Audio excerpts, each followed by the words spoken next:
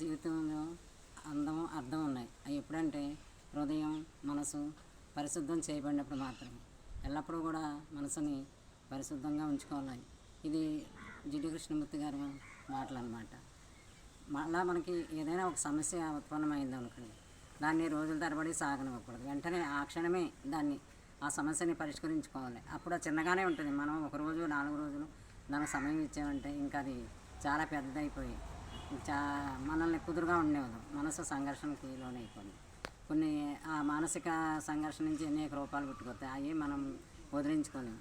మనసు ఘర్షణలో ముక్కలైపోయి సత్యాన్ని తెలుసుకోలేదు. అనేక సమస్యల్ని ఉత్పన్నమవుతాయి. ఆ సమస్యలు ఇంకా పెరుగుతూనే ఉంటాయి కానీ తరగదు. ఎల్లప్పుడూ కూడా సమస్య ఎప్పుడైతే వచ్చిందో ఆ క్షణమే దాన్ని తీర్చుకుని మనసును తేలికపరుచుకొని ఆ రూపాలని ఆ జ్ఞాపకాలని ఆ జరిగిన సంఘటనలు అన్నింటినీ ఆ క్షణమే తుడిచిపెట్టేయాలి. తర్వాత ప్రశాంతంగా ఉండాలి.